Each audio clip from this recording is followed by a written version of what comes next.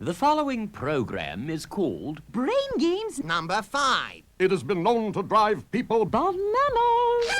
Parents should watch only at the discretion of their children. I said no, Mommy. No, Mom. No, Mom. So hold on to your thinking caps. and let us begin.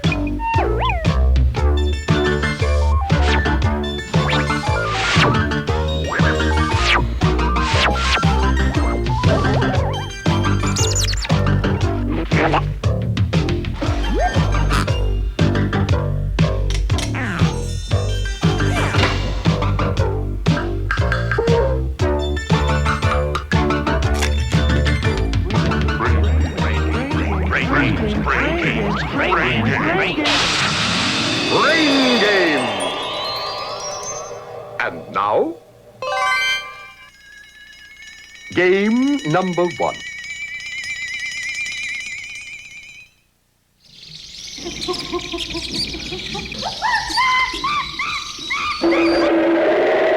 Yikes! What was that? Boy, it's frightening out there. But am I scared? Nah.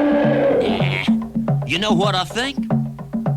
It's time to play Safari Solitaire.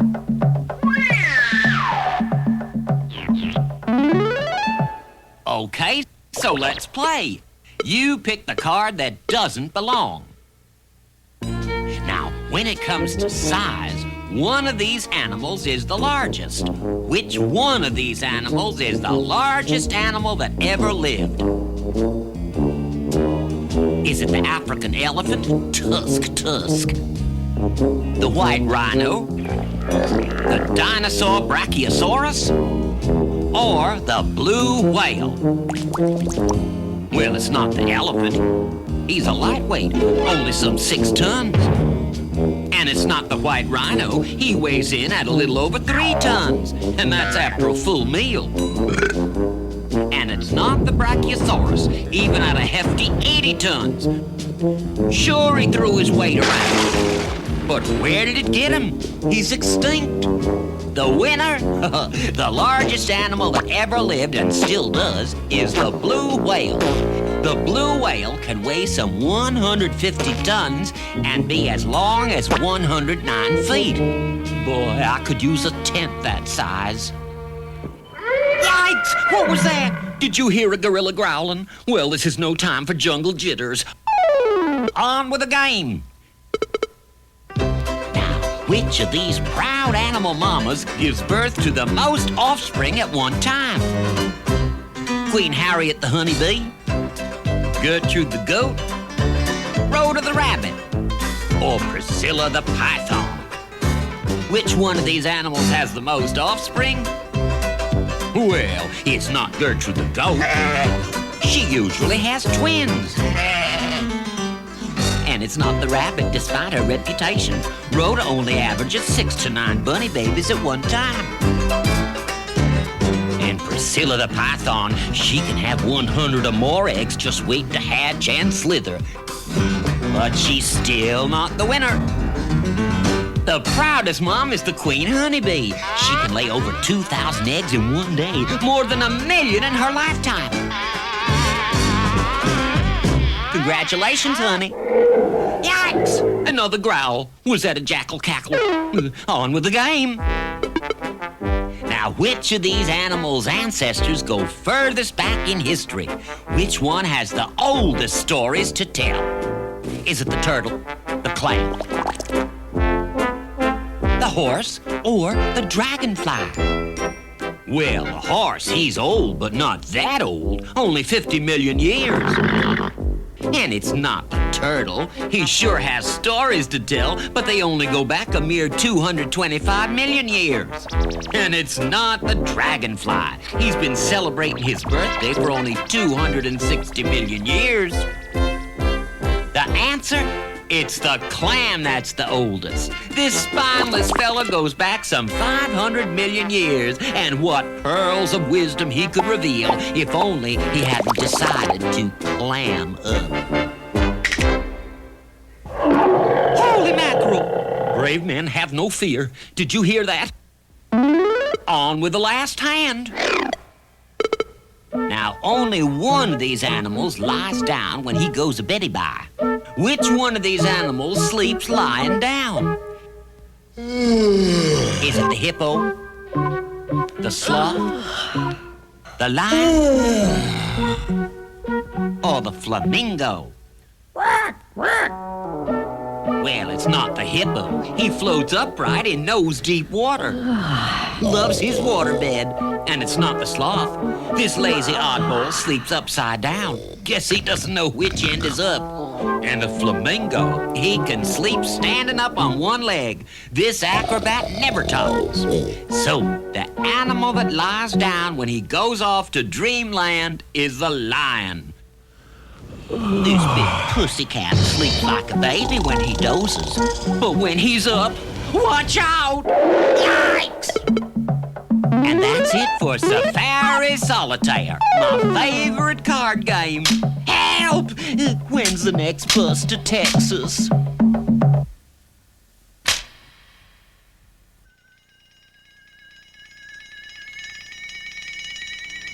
Game number 2.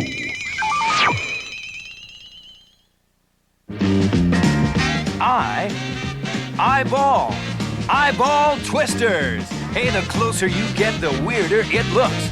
Eyeball twisters. Hey, what is it? This one's red all over. Boy, it sure can get you into a jam.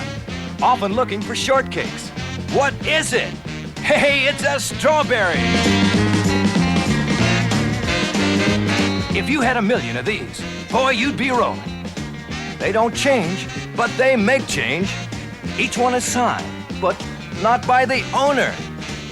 It's a dollar bill. Well, these smoothies have real drawing power. They're colorful as a rainbow. They come in a box. I can tell you're gonna get it. They're crayons. This one lets you change your mind when you make your mark. Good for second guessing. Now it's often worn down when you need it the most. You got it. It's a pencil eraser. Now this is whole when part is missing. Its coats may be different, but the shape never changes. It's dandy for dunking. It's a donut. Well, that's it for eyeball twisters.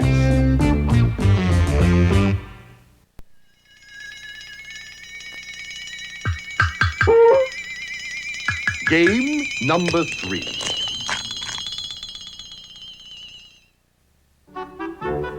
Main Street, USA. And you are there. On an ordinary day, in an ordinary town, when some ordinary people doing ordinary things are suddenly struck by something extraordinary. It's time to play UFP. Unidentified Flying Pranksters.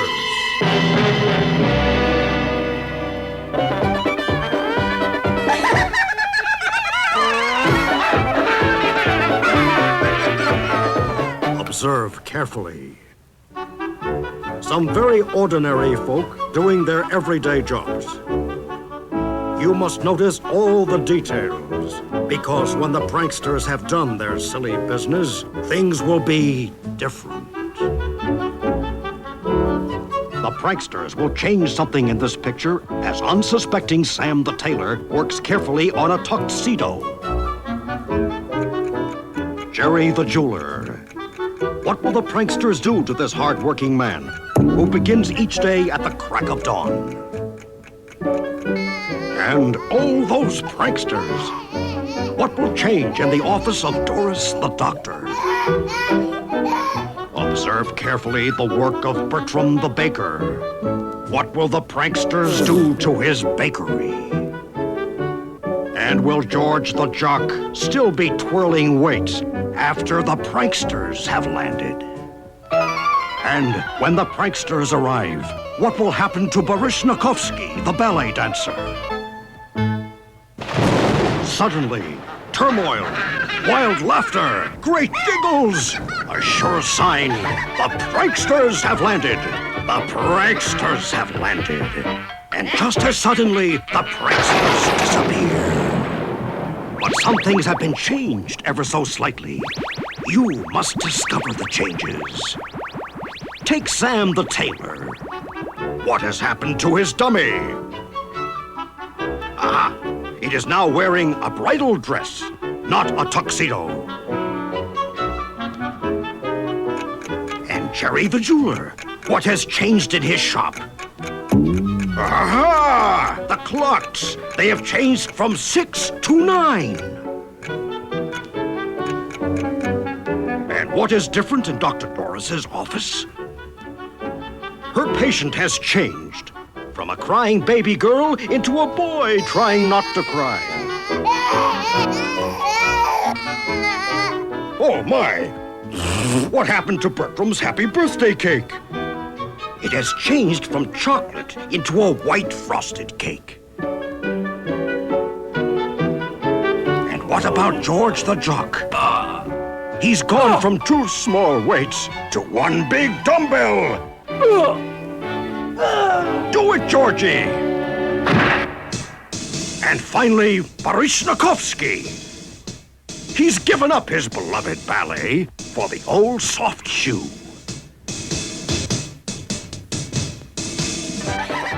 Pranksters. Another day that's not another day. A day when hard-working Americans fell prey to the UFPs.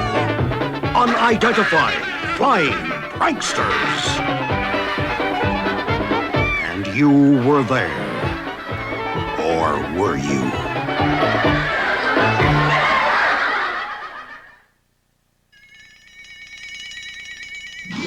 Game number 4.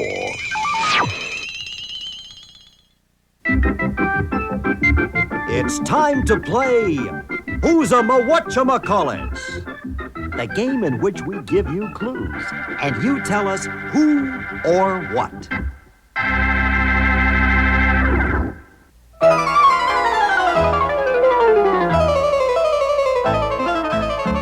Once he was a boy named Peter.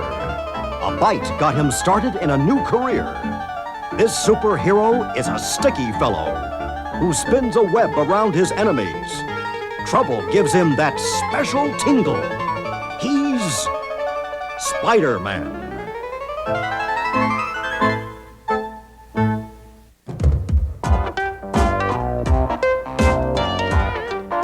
He's a fat cat who never sheds real fur. His tales are for reading in Sunday papers. He's very private, yet his life's an open book. He likes long naps on warm laps. He's Garfield.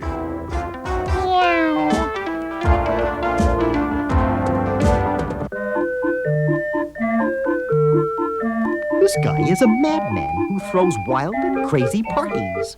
A sharp dresser. He never goes anywhere without his top hat. He's full of riddles and nonsense, and his manners aren't the nicest. A citizen of Wonderland. By his clock, it's always tea time. He's the Mad Hatter.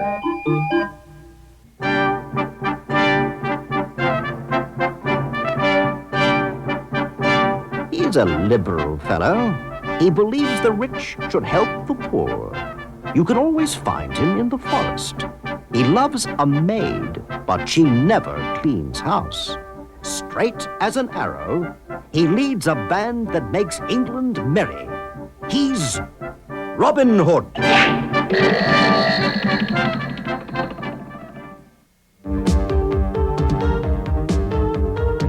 He's a green giant, but not so jolly.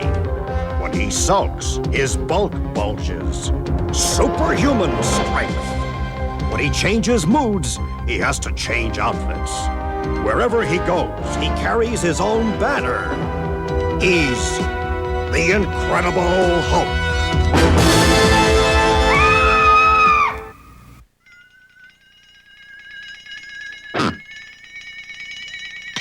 Game number 5.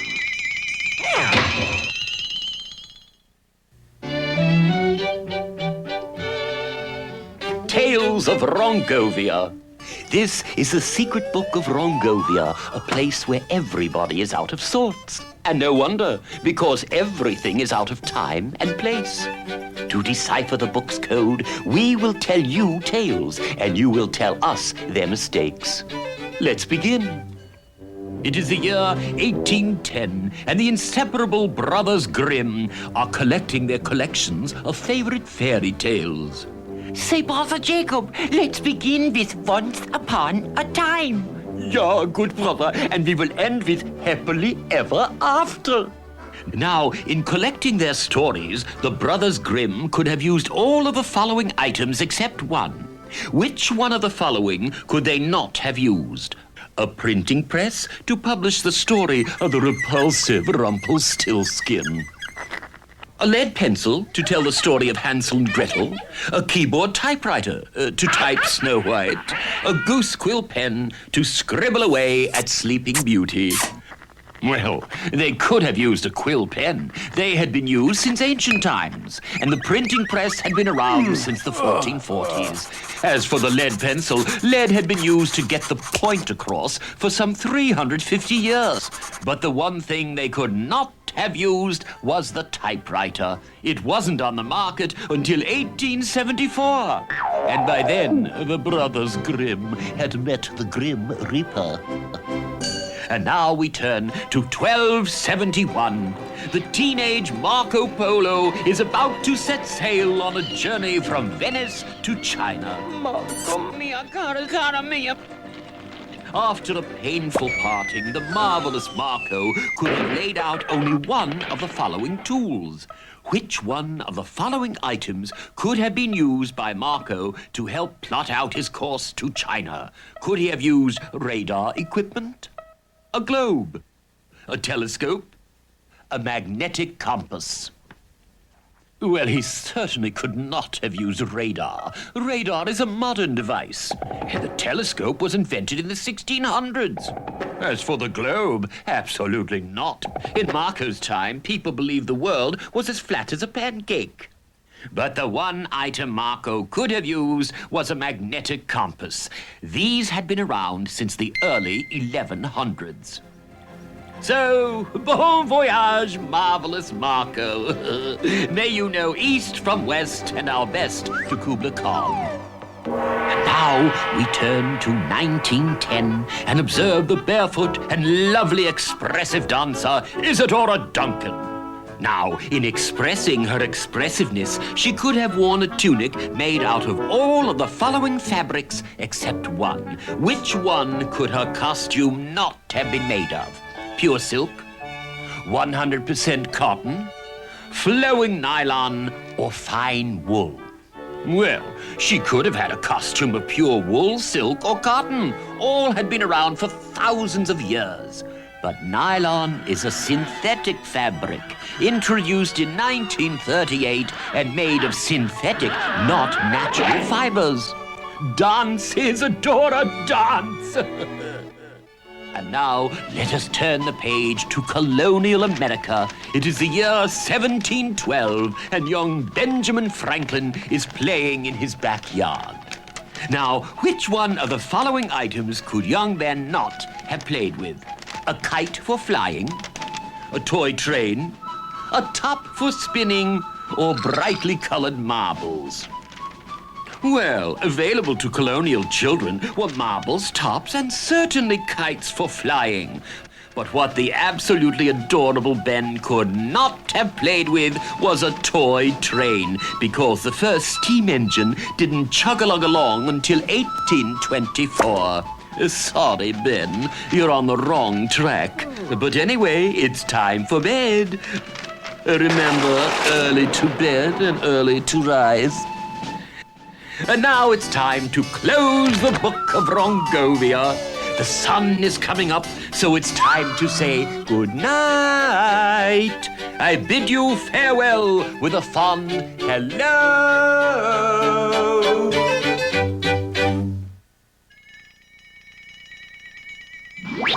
Game number 6. The final game.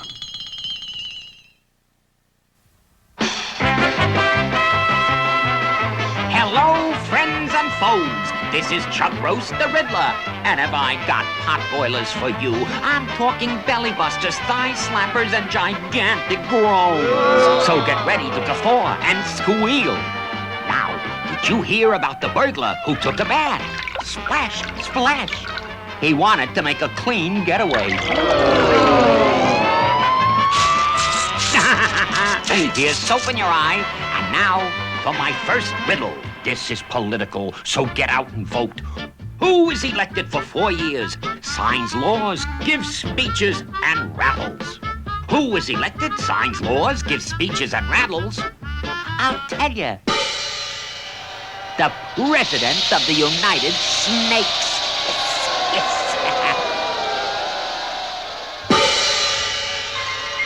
Don't you boo me out there! I'm Chuck Roast, the Riddler. Now are you ready for this one? What did the knight in shining armor do when he met the blue monster? Now don't run away from this one. So what did the knight do when he met the blue monster? He cheered him up. So the monster wasn't blue anymore. Get it? And speaking of colorful monsters, what did the knight do when he met the green monster? What did he do? He waited until the green monster ripened. What a growl. And now we go underwater for a fishy fairy fable. Now, what did Cinderella fish wear to the ball? Swish, swish. What did the fair Cinderella fish wear? She wore glass flippers. And what a time she had! Holy mackerel! And now for my final riddle. Why are all four-legged animals bad dancers? I heard this one from Fred Astaire himself. So, why are all four-legged animals bad dancers? Don't trip on this one. Why? Because they have 2 left feet. Cha-cha-cha.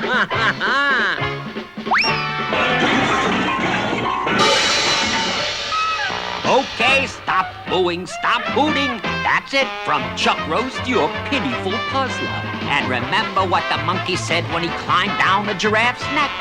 So long.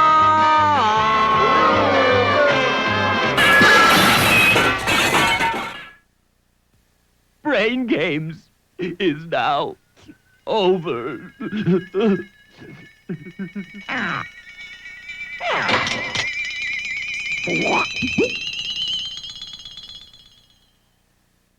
But nylon is a synthetic fabric introduced in 1938 and made of synthetic, not natural fibers. Dance, Isadora, dance! He waited until the green monster ripened. What a growl. This big pussycat sleeps like a baby when he dozes. But when he's up, watch out! Straight as an arrow, he leads a band that makes England merry. He's Robin Hood. The pranksters have landed. The pranksters have landed. And Priscilla the Python, she can have 100 or more eggs, just wait to hatch and slither. But she's still not the winner. And What about George the Jock? He's gone from 2 small weights to 1 big dumbbell. Do it, Georgie. And remember what the monkey said when he climbed down the giraffe's neck. So long.